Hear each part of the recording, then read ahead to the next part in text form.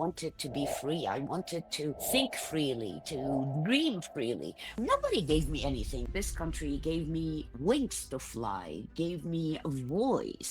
Just because you weren't born here doesn't mean that you cannot achieve your dream. Ilhan Omar. We never hear her say, I am an American. She says, I am a Muslim. I am a hijabi. I'm not running because I'm a Muslim.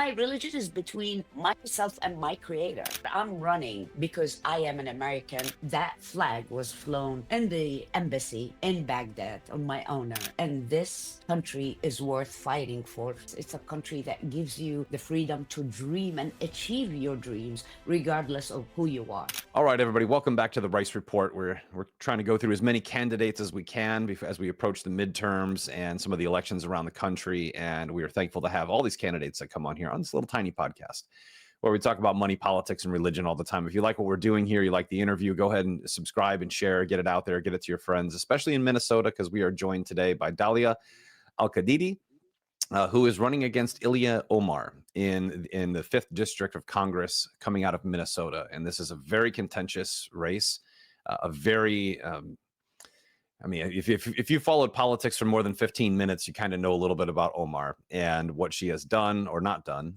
more importantly, and about the district that she has created there. So Dahlia, thank you so much for joining us here today. I appreciate you being here. Thank you, Eric, for having me. Well, talk to us about what convinced you to run. Give us a little bit of your background about that American flag behind you. I think your background is very interesting because you're gonna face challenges, right? You're gonna face challenges. You're foreign born, right? That's always a challenge for any politician. You're going against a foreign born politician, so that actually is good. And you'll have questions because you came from the Middle East. So give us a little bit about your background. Eric, I was born in Iraq. And I've lived in several countries in the Middle East and Europe with my family. I've been a journalist for over 37 years now. I've covered war zones, terrorist attacks, and the past 20 years I've been focusing on radical and political Islamism in the West. Since I've covered wars, I've been to Iraq, to Afghanistan, to Israel, you name it, with all the terrorist attacks. Back in the days, in early 90s, I was very active. I was very young and very active in the Iraqi opposition against the oppression of Saddam Hussein. So I was working in Saudi Arabia. We established a radio station. And I've met Chris Stevens. Chris Stevens was the U.S. ambassador who was killed in Benghazi. So he convinced me to come to the U.S. legally back in 1993. So my family and I were, carefully vetted before we came for good to the United States in 1993. I moved to Washington, D.C., and I started right away. I started working as a journalist. I worked with different media outlets, Arabic and English. And I was part of the White House press corps for a few years when I worked for the US-funded Arabic network, Al Hurra. And then a few years ago, when I was working, and I'll tell you about the flag. I have so many stories. So back before Ilhan Omar was elected, I was covering the United Nations General Assembly, and I was following what the Turkish president Recep Tayyip Erdogan was doing, and he was in New York, and out of the blue, it was like I see the Turkish president meeting with a young Somali woman from the Midwest. I've never been to Minnesota before. And I was like, what is there? But she was escorted by Nihad Awad, who's the general secretary of CARE, that's a total different story. It's the front of the Muslim Brotherhood in the United States. Yep. So I'm like, why is he meeting with her? I mean, he's Erdogan was the godfather of the Muslim Brotherhood. So I started following her, and boom, she got elected. And all her voting records back then aligned with the Muslim Brotherhood and aligned with foreign uh, uh, policies that are not good for us. So I started sending her from DC. I started sending her or her office emails. Hey, I want to interview you, from a Muslim woman to a Muslim woman, from an immigrant to an immigrant, until my email started bouncing back. So I'm like, oops, I'm blocked. So I decided to come to Minneapolis, and it's like I said, to hell with her. I'm gonna go there and meet the people and see what were they thinking. And I started coming here to Minneapolis, and I fell in love with it. And I decided to move 7 years ago. It's like I'm moving. Um, I'm I'm I'm the immigrant that, when I decided to move here, I had my reasons. I wanted to be free. I wanted to think freely, to dream freely. We weren't allowed to do that until now in the Middle East. It's and especially as a woman. Yeah. And you have cultures, you have traditions, you have religious issues, and it happens that I was born into a family of arts. My mom, my late mom, is considered a pioneer in Iraqi modern theater. So I grew up dancing ballet. I grew up in theater. So I wanted to flourish. And when I came to the United States, nobody gave me anything, and I came as a political refugee. Nobody, like now, nobody just like take these. Take the money, take the housing. I started working right away, and I was vetted carefully before I came. And when I Especially became in an 1993, that was a very tumultuous time. So the vetting was very thick back then. exactly, which is supposed to be now, we're supposed to Correct. have that type of vettings after 9/11 and after all the wars and all the terrorist attacks. Um, so when I became a US citizen, which was my dream because this country gave me wings to fly, gave me a voice. In this country, I became who I wanted to without all the restrictions. It's you do good, you work, you deserve a dream, and just because you weren't born here doesn't mean that you cannot achieve your dream. So I love this country more than anything. It's my country. When I travel, uh, I don't say I'm an Iraqi. I said I am an Arab American Hmm. because I am proud to be an American. And when I took my citizenship oath, I took it seriously. I pledged to defend the Constitution of the United States um against all enemies. And that's why I'm running uh, here in the fifth district, because I've seen what the consequences of what Ilhan Omar is doing, hatred, division. You look at Minneapolis now. Minneapolis is one of the worst cities that you can live in. I'm safe maybe in this block, but our downtown that used to thrive, now it's a ghost town. It used to be Businesses are beautiful. what? Minneapolis used to be a Absolutely, beautiful city. absolutely, absolutely. And after the George Floyd riots, uh, everything changed. And one of the pioneer voices to defund the police was Ilhan Omar. Hmm. And it is sad. It is sad that we reach this point, but she's very strong. She has money, and she serves other agendas than the American agenda. We never hear her say, I am an American. She says, I am a Muslim. I am a hijabi. She uses she checks the boxes of all the identity politics. I'm not running because I'm a Muslim. My religion is between myself and my creator. It has nothing to do with me running or because I'm an immigrant. No, and I'm an American just like you. Um, but I'm running because I am an American, because I reject the identity politics. I reject that immigrants come here to import the bad ideologies from where they came from to where they are. If they want to live the same way that they've lived in their home countries, go back. It's okay. Yeah. I didn't come here to change the community I live in. That doesn't mean that I abandon my culture or where I come from. On the contrary, but I don't want to turn where I came to, the beautiful country that I came to just a piece of what I've left, and that's why I'm running. Well, talk to us about the things that you would change in the district itself. Like, what are some of the major concerns that you're going to address if you win? Like, where do you begin? Like, we know what federal government could do and what local government could do, but the problem is, with Ilhan Omar, is she supports everything that is bad locally and federally.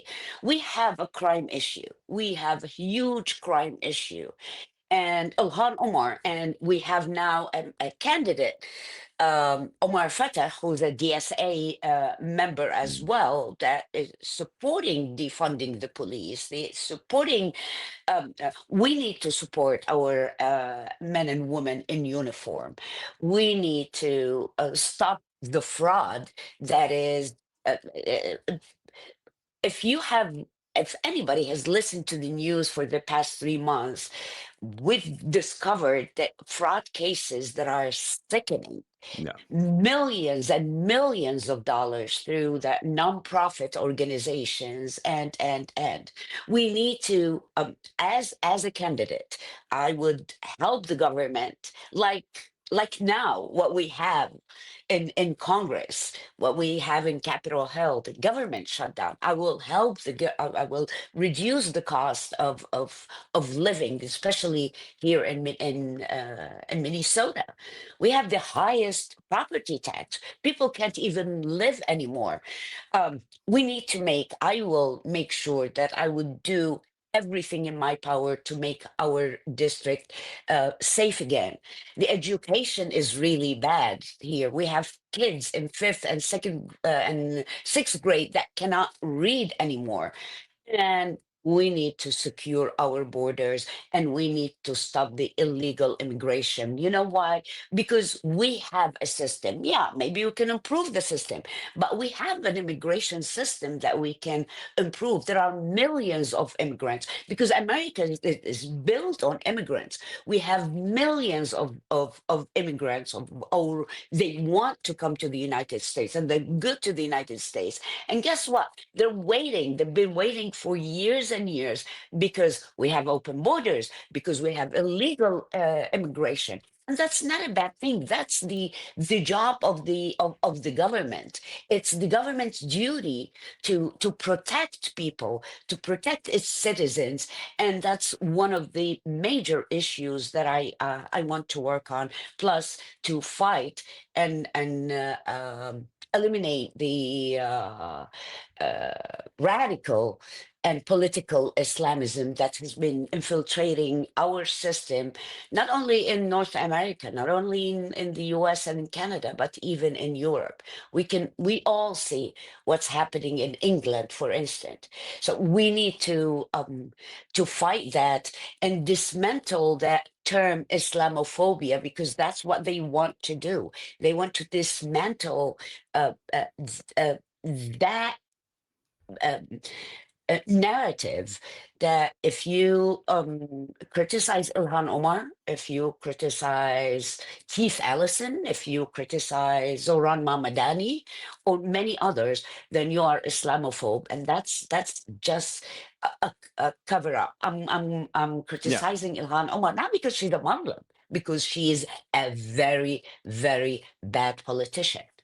Yes. Now, so there's a couple things. So I keep hearing federal candidates talking about property tax, and the reality is there's not much you can do about it. That's a municipality issue, a state issue, a county issue, and I don't think that's a running tab. There's nothing in Washington D.C. can do to lower property taxes. No, but you can support politicians and you can support policymakers in the district Sure, or where you're at.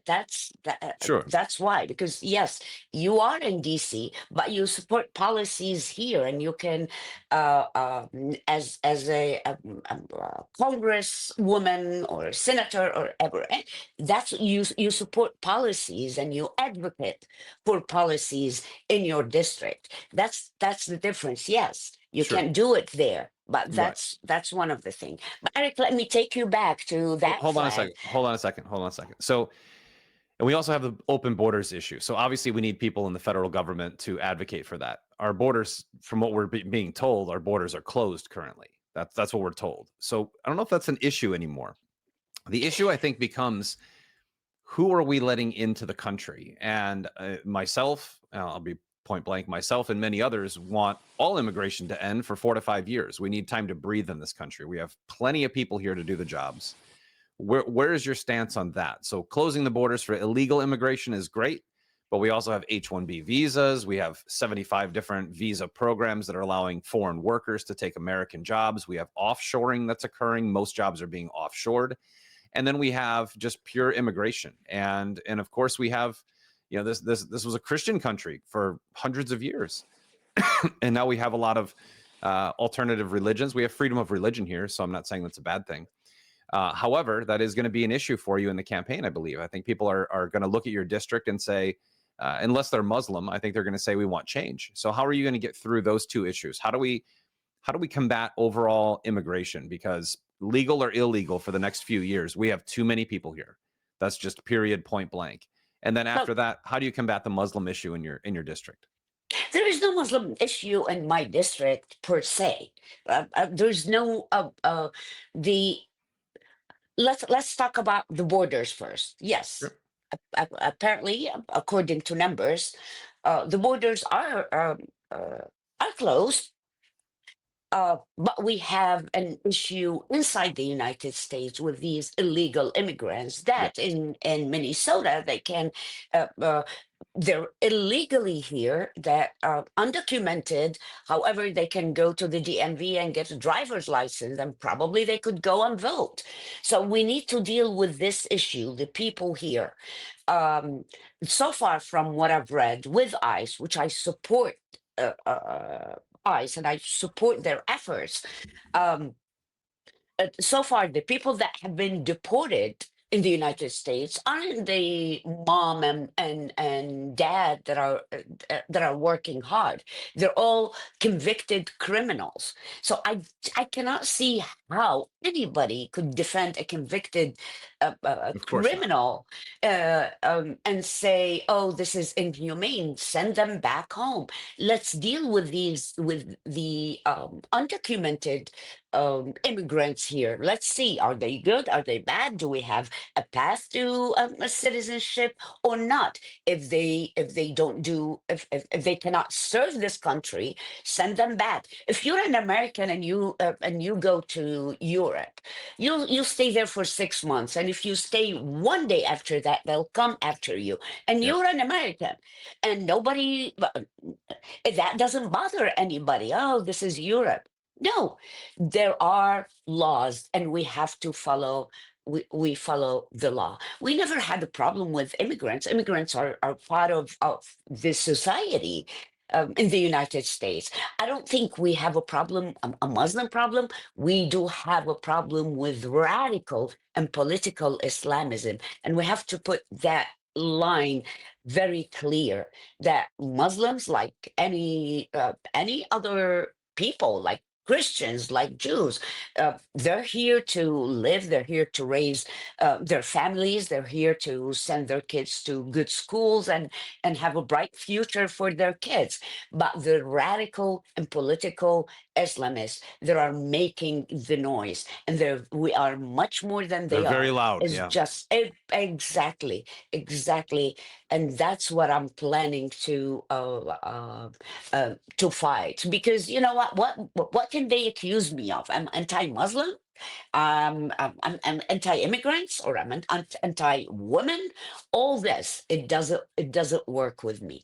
again, I hate identity politics, but sometimes I have to play it because I am, as a Muslim woman, I ran away from the whole region, running from radical Islamism. And guess what? If I see it here, I'll fight it till the last day of my life.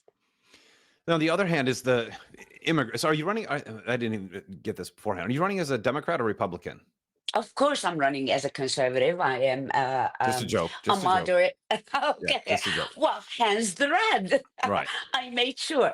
I'm So running as a moderate moderate conservative. Yeah. Republican. Yeah. Yes, and I'll tell you why. Because we reached a point in this country that we cannot have a conversation anymore. The far left and the far right are fighting, and we, the centrist people, are lost in the middle. We need to bring back decency to our politics. We need to bring back conversation. We need to work together to make this country work. Look what's happening to the government because these two groups can't talk. Or let me say, because the other group is not willing to talk to me. Yesterday, I had a friend. We were just talking, and he told me, and he's a liberal, by the way. He's a neighbor of mine, and he told me I'm very upset because all my friends are not willing to talk about anything. Yeah. They just say, look, we shouldn't think about any policies. We should worry that Trump is our president. And he said, like, I cannot even talk anymore. And I live in a very blue state. However, this is not my first run. I ran in 2024. I got 85,000 votes. Mhm. And I'm working on my campaign to reach out to more people. The people who voted for Ilhan Omar are not the Muslims. The Muslims are like the Somalis are 7% only, but the white guilt that made uh, uh, uh, Ilhan Omar wins because you are white, you are the oppressor, you are the man, you are the oppressor, and that's what's happening. We need to In our bring own back country. Yeah. Yeah. exactly. Exactly. She calls it the white oppression, the white male oppression. Well, she divorced her Somali Muslim husband and got a new husband, a white Jewish man. I mean, how can Well, you? isn't her How ex-husband her brother? So That's the third one. oh, the That's third the one. The third third one. one. Okay. Yeah. That's the third one, and according to all the papers that she did it, that's an immigration fraud. The Yes. problem with Ilhan Omar is she's very, very, very protected, and I'm I'm very active with the Republican Party in Minnesota. I'm a chair of my district. I work so hard. I volunteer with other candidates, even local candidates. We go door knocking, and we're building a base here in Minneapolis because we need to give the people, the residents of the fifth district, an alternative. If you don't like these policies, that's what we're offering for the past few years or 20 years in Minneapolis and in that fifth district. The Republican or the conservative voice has been lost, but Yeah. now we are building for the future of this district. And guess what? People are trying to are starting to listen, especially after everything that has been going wrong in our district. And where is your primary funding coming from right now? From the American people. Grassroots. Good. Yeah, basically, that's it. Um, and it's been good. It was good in 2024, and it's good there from everywhere in the United States. I get even sometimes written letters, which normally you don't get from someone in Texas or someone in North Dakota. It's just, we are supporting you. We don't live in your district, but we appreciate what you're trying to do. We need to bring decency back. We need to stop boys from participating Yeah, in that girls' basic stuff. Yeah, sports. I mean, these are the basics that yeah, everybody needs to have to live in a decent way with dignity, and that's not happening here. yeah. No, no, not at all. Not at all in your district. No. And in most of Minnesota, how is Minnesota so left? Like that's one. I grew up in the Midwest, and people I meet from Minnesota predominantly have been very conservative people. But over the last 25 years, there's been this massive movement, whether it's through the unions who are always left. I mean, they're always union families are always Democrats.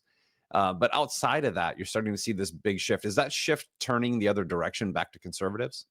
I wouldn't say yes. I would love to say yes, but in remote areas, yes, they are turning into they're going back. But the problem is with that fifth district, which is not just Minneapolis, it's the few suburbs as well. These are the left that they're very proud of voting for Ilhan Omar, not because of her policy. Because let me tell you, Eric, people here do not know and understand what Ilhan Omar is doing back in Washington, D.C. They don't follow the news. We rarely, in local news, we rarely know what Ilhan Omar has done in D.C. or how or she voted on certain issues. We hear her just when she wants her constituents to know what she voted against the Laken Riley Yeah. bill. I mean, and people are okay because they don't see it on their local news. They're happy that they're very progressive. That hey, we look progressive. We voted for an immigrant. We voted for a brown or you whatever they Progressively call stupid. her. That's what they end up looking progressively stupid. That's what it ends up being. Exactly. And Ilhan Omar made our district the ground zero for anti Semitism. We've never heard her talking about radical Islamism. We never heard her talking about Hamas, which is a terrorist group, according to the United States. We've never heard her. She keeps pushing agendas for ceasefire during the past 2 years, and even locally. I mean, city council would have Are you against the ceasefire out there? no, but I'm against giving That's actually power one part of to. her agenda. I agree with. There should be peace everywhere. So Absolutely, absolutely, but not empowering a terrorist group. And guess what? We have ceasefire now.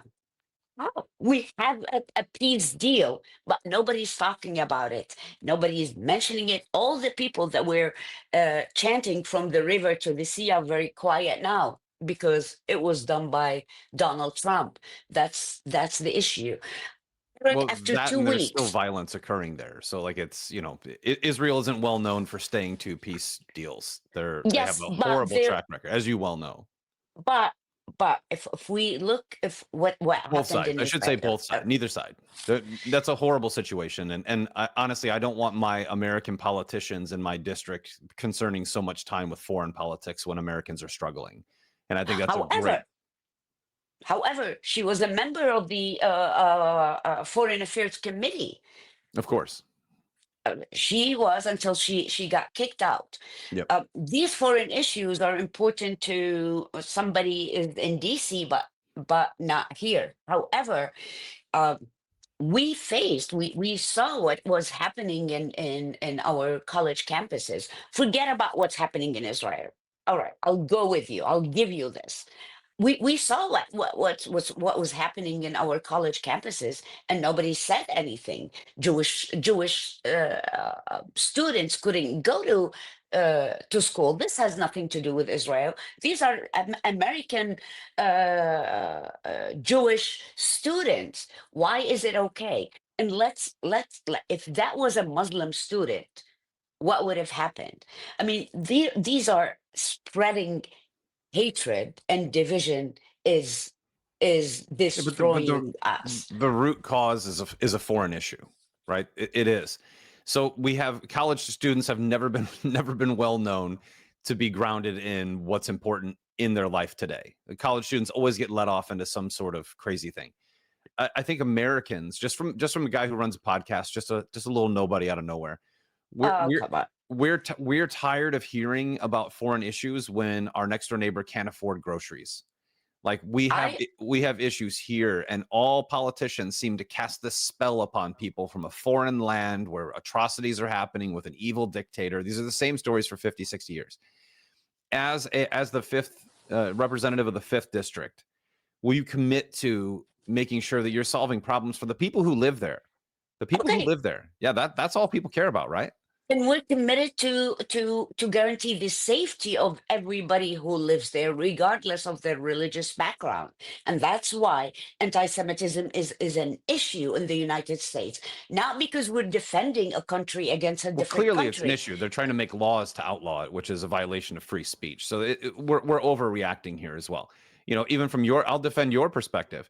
After 9/11, there was a ton of anti-Muslim rhetoric, right? Like you went through the same things they did, and no one really protected you. There's been anti-white campaigns for 25 years in this country. No one came to defend me when college professors were writing that white people shouldn't exist.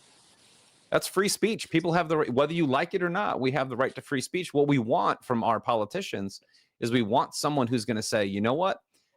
Unemployment is really high in this area. Let's find jobs. Let's bring in business. Let's bring commerce back. Absolutely. Let's clean up our education Absolutely. system, right? That's the Absolutely. stuff I want to see. I want to see you beat her. And I don't want to see you Uh, beat her at her own game, because you can't beat her at her game. You cannot no, beat no, her no, at no, her game. no. Yeah.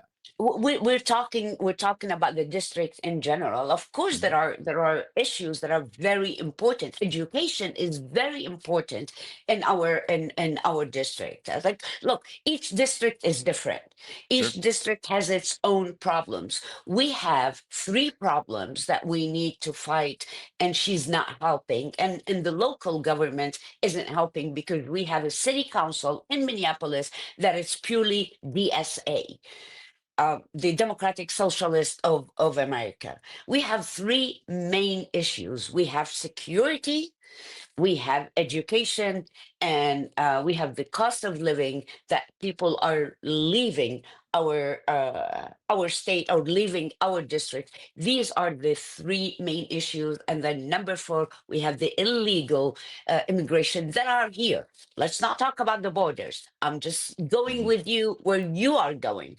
The borders. For Minnesota, borders don't affect Minnesota. We're not on the borders. We're not Right. Texas. We're not. They're bringing them right to your backyard for you. Yeah. Exactly, exactly. These are the issues that people are worried about, and number one is safety. You cannot park your car and you're 100% sure that you'll come back and get it after 2 or 3 hours at night. Safety is a big issue. We need to support our police enforcement. We need to bring safety back, and education is very important. I agree with that. I agree with that. Stick to the basics. You got a tough sled ahead of you, a really tough sled ahead of you, because that district has gone in the last 30 years. It has just gone to pot. The old saying, it's gone to pot. But at the same time, it's also gone in a very radical position where you're going to have Americans that have been brainwashed by this constant barrage of propaganda coming from DC, coming from the local officials there, that we need to change what America is. We don't need to change that. And that's why I wanted to bring you on here. Just because I think your voice needs to be heard. You have a district that's different. It's That is different. suffering. We are You are suffering. We are suffering. suffering from the groceries to paying rent to paying taxes, property taxes But meanwhile, to even Omar, excuse me, Omar is worth about $45 million. in So, 6 years. How? How? well, you know how. I don't. I don't. I really don't. How? We need to stop that, and also I truly support the limited terms for politicians, because a You have to politician have them. with absolutely, absolutely, we can't have a politician that is building his or building their wealth for 40 or 5 or 50 years. We need to support new blood. We need to support new ideas. We need to support the moderates. We need to bring back the conversation, and we need to work together for the sake of the people. I completely agree. And she's worth that because she takes kickbacks. And you know that. Oh, Everyone that, knows that people in DC take kickbacks. We all know that. We all know guys like Barack Obama, who went in to become president of the United States, worth less than $1 million, is now worth $200 or $300 million with homes all over the place. That's not from book deals. That's not from speaking engagements. That's from nefarious dark money.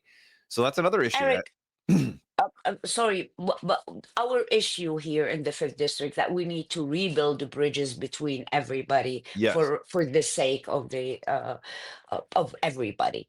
This is very important. We cannot continue hating each other. No, of course not. But you also have to be able to tell the truth. I don't think people on the other side actually see the problem. I really don't. I think that they are just so sheltered that they watch their news. You know, America has become these two bubbles, and I try to avoid them like the plague. You know, you have a conservative bubble that lives in their world where Donald Trump's perfect, everyone else is horrible. And then you have the left bubble where the left is perfect, Donald Trump is horrible. And in reality, most of the people in office today are all horrible, regardless of their political stance, which is why we need new blood. We need new blood. We need new people who haven't had a seat, who will come in and create term limits, who will be able to unify their districts with cultures and different voices of opinion. And I think it's important that your race gets a lot of exposure because, you know, outside of Minneapolis, I don't think anyone in this country believes that Ilhan Omar was actually duly elected, number one. And I don't believe that anyone outside of your district believes that she's any good for this country, even as just a citizen. So, you know, these races need to be talked about. We need, you know, politicians band together. That's the one thing, right? The left is amazing at it. You know, one guy will, I'll give an example, right? So one guy will be caught cheating on his wife or something. The entire left will band together and they will defend this man with all of their heart. The right is doing the same thing right now, by the way. It's happening on both sides of the aisle. But they are so strong at this, almost like they're unified against the American people, and they're brilliant at brainwashing. So how do you break through in your district of voters? How do you break through this tremendous lift? That's a tremendous lift. They have a ton of money. They have a ton of influence in the area. Obviously, I mean, Minneapolis 25 years ago was pretty much all black and white people. There were no, you know, Middle Easterners or brown people or Somalis. There was zero Somalis there 25 years ago. Now it's flooded.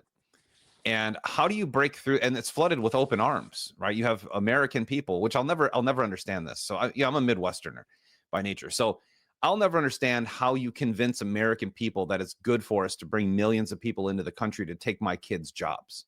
Like, how do you break through that brainwashing with these folks? Because that's literally what happens. That's just a matter of fact. By telling the truth. Good. It's I a good reach start. out to people. It is just by telling the truth and telling them the naked facts. These are the facts. If I'm not saying for us or for them, it's just the fact. If something is bad, something is bad, regardless of who's done it. If the president, whoever the president is, uh, has done something good, we say, okay, Yeah. because at the end he's my president, even if he's a Democrat. Like, he's the American president and I'm an American citizen. So to tell the truth and tell facts and encourage people to just stay away from social media. So people now are getting their news from TikTok. Yes. Yes. S- But the just weird thing is they're getting more truth from TikTok than they are from the TV. That's obvious. So it's so easy to find. If you want the truth and if you want facts, you can find it on online. Yeah. You can find like right numbers. If you stay away from the all media on TV, but you can find statistics, you can find numbers, you can find truth, you can find laws, you can find bills, and you make your own decision, not based on what so and so told you on TV. Right. What I'm doing here and why I'm reaching or I'm building relations and bridges between everybody is I'm just sitting with them and I'm just telling them, okay, this is 1, 2, 3, 4. This is bad, and that's what I believe in. And if you look at for whatever I'm saying, you look at my records. I'm a writer. I write Mhm. I publish. So you would see my stances from 20 years ago are still the same stances today. I listen to people. Yeah, sometimes people would cuss me out and, no, you Republicans this, and I was like, fine, I'll go with you. Just talk to me, ask me questions, and I'll answer. Maybe you'll like me more. Yeah. And it happened. I have like in my neighborhood, It happens people more that than you think. exactly, Yeah. people that never ever in their lives voted for somebody with an R. They voted for me because I'm just like them. I'm the girl. I'm the woman next door. You can approach me. You can talk to me. You can tell me, oh, you're wrong in this or that, and I'll discuss it. And I'll say, okay, you tell me what you need me to do because I want to be your representative. I don't have all the answers. Nobody has all the answers. Right. But the way is to listen to people and see, okay, if I'm there, what do you want me to do for you? How can I help you? Instead of just me building my own profile and my own wealth. And that's how I'm reaching people. That's good. I think journalists are perfect for this stuff because you got thick Good skins. listeners, yes. Yeah, good listeners. You generally have to look well. You've been a journalist a long time, so modern journalism just looks at their side. But traditional journalists who've been doing it a long time always try to look at things objectively because you used to be judged on the facts that you present, not the opinion that you give. And you come from that ilk, and I think that's great for the district. I think you need someone there who can culturally bridge the gap. More importantly, someone who can challenge the status quo because the status quo is not working in Minnesota. It's not working anywhere in this country, but Minnesota is really No. an amplified example. But let's get into that flag behind you. Let's go ahead and let's walk through that. I think it's a great story. Back in 2006 and 2007, I worked with the American troops as part of the war against the global war against terrorism, and I went with them in Baghdad as a as an advisor, as a media advisor. So I helped creating media offices in the Iraqi security ministries. So I've worked, and that's when I fell in love with our military men and women because I worked with them so closely. I have so much respect uh, um, for them. And on July 4th, I was about to leave and come back to the US. That flag was flown in the embassy in Baghdad on my honor, and I love it. I even when I travel for work, like I was stationed in different countries for a year or two, I would take this with me everywhere because this is my pride. Because I love being an American. I love it. I love living here. I would never choose anywhere else to live. And this country is worth fighting for whatever reason, regardless of what your beliefs are. Uh, it's a beautiful country to live in. It's a country that gives you the freedom to dream and achieve your dreams, regardless of who you are. Is what you do. That's right. Meritocracy. It's where we need to go back to. And regardless of anyone's opinion on things, we have freedom of speech, we have freedom of religion, we have freedom of to right to bear arms, which is up, a big thing that's up for grabs in Minnesota, huge hunting state. They have people trying to take away guns in one of the largest hunting states in the country right now. So a long road ahead for you, Dahlia, and I'm wishing you well. When's the election? Is this coming up in 2026? You're going for the midterms? November, yes, yes. November, you have So the we primary. still yes.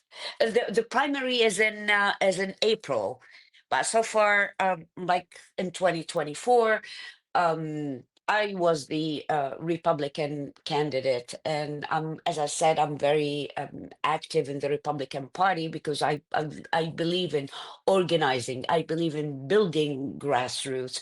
and building a new platform to bring an alternative to what's happening. So it's a long road ahead, but we're all working together, and hopefully someday we'll be able to sit and discuss religions, especially in the Midwest. Like Minnesota, nice. You're not supposed to talk about politics. You're not supposed to talk about religion.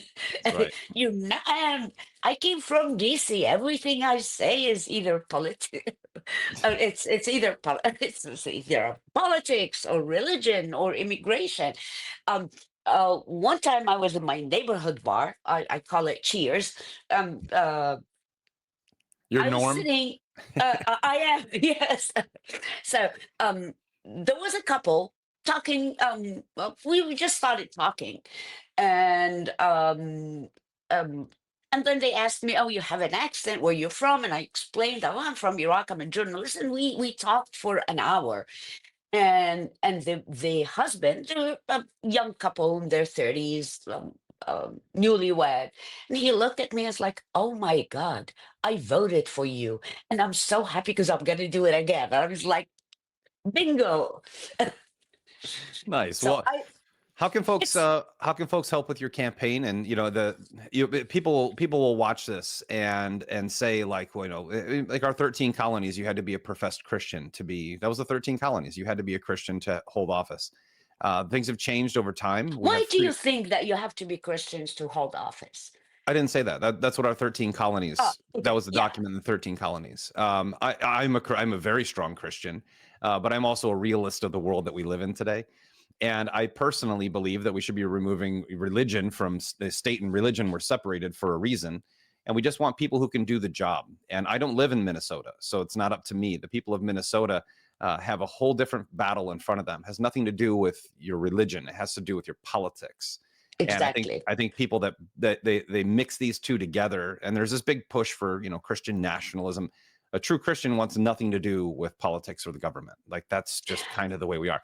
But at the same time, this is an issue for people. So I hope that people look beyond the actual religion of someone and look Let me towards let the me. policy. Like, Do policy I is what have two matters. minutes? Of Can I course, of have two course. minutes? Okay. Uh, Hold on. I just I've been addressed the tough wearing. questions, man. I'm going to bring Okay. them up. This No, is what. Yeah. no, no, no, no, no. I've been wearing, first of all, I went to Christian schools, to Christian boarding schools growing up, but that's beside the point. This is a cross that I've been wearing since 2014, when Christians in Iraq were persecuted by ISIS, and not only They were in slaughtered by Iraq. ISIS. Exactly. I launched, and you can Google it and you can look at. I launched an international campaign where all Christians do to defend Christians, not only in Iraq but in the Middle East, because the Middle East was not built by Muslims. Christians are a big part of it, and I was against the persecution of Christians. And I went live on air, and I put the cross, which I never take it off, and said, "I'm the Muslim. I will wear a cross until every Christian goes back to their towns and cities." And sadly, I'm still wearing it. So this is not about religion. It's about culture. It's about Yeah. my religion should not play any part part of it. I defend people for who they are, as human That's beings, not as. that's exactly the point I'm making. Is ex- that you are a Muslim, but it's not part of your campaign. Your campaign is based on policy. Omar is a Muslim whose policy is Islam. These are very different candidates, very different opinions, and quite frankly, like of course, Christian voters will love a Christian candidate. Muslim voters will love a Muslim candidate. Jewish voters will love a Jewish candidate. Look beyond that. Look beyond political parties. Look beyond the color of their skin. Look beyond their religion. We are in a very strange state of affairs in America because of one simple thing that voters and politicians have forgotten. All the stuff I just mentioned doesn't matter. What matters is your policy. Policy is what we should be voting on.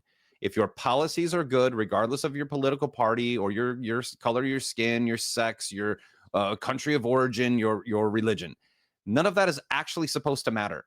What we should be voting for is we vote for people. We're trained to vote for people. Stop voting for people, start voting for policy, and then hold people to the coals, hold them to the fire to fulfill the policy that they promise. So, Hold Dahlia, them accountable. Exactly. absolutely, absolutely. I would ask your listeners to go to dahliaforcongress.org. We need all the help. Up there they can read up more about me, about my life, about the policies, about the things that I believe in.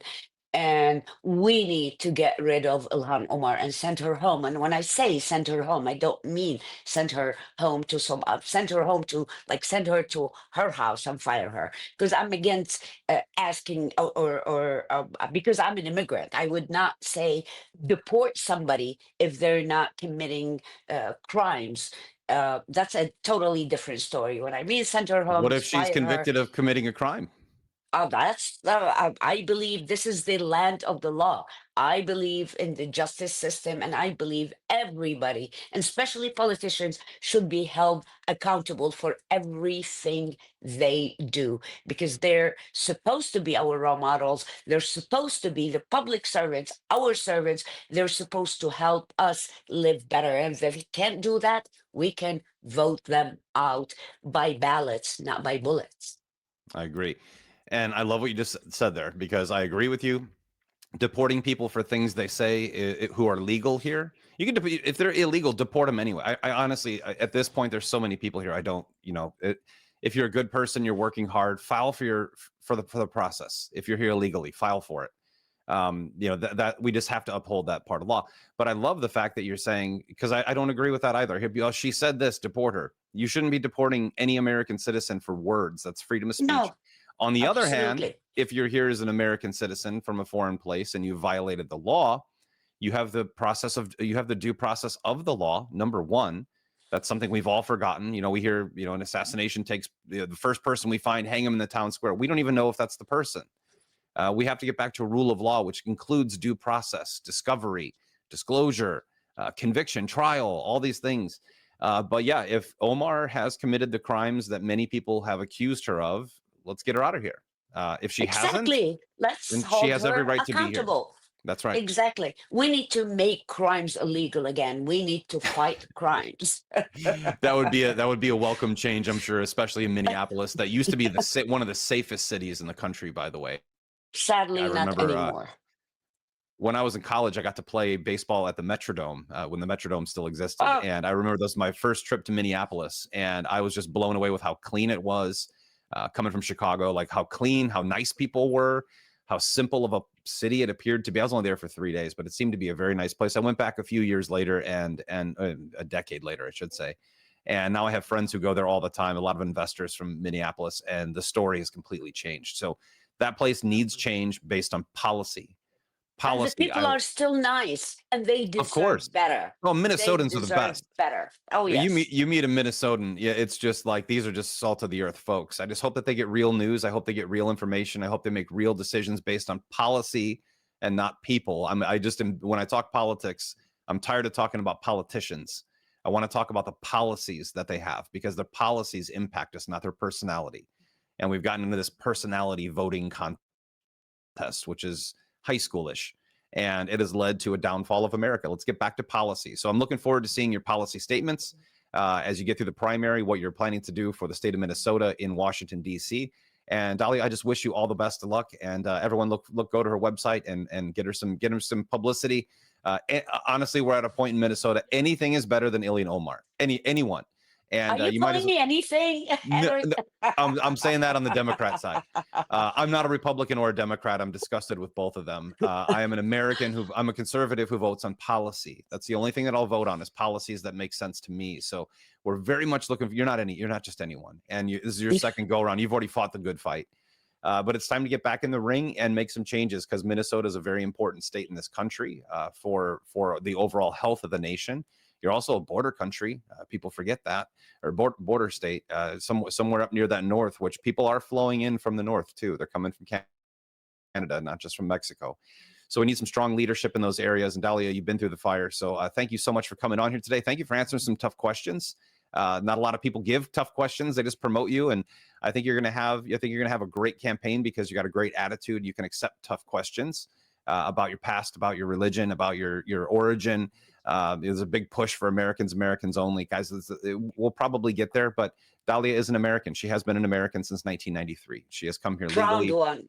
A very proud one. She's fought her battles here, and gosh, I just wish you all the best of luck, Dahlia. Thank you so much for coming Thank on you and so joining us much. today. You got it. Thank You you. got it.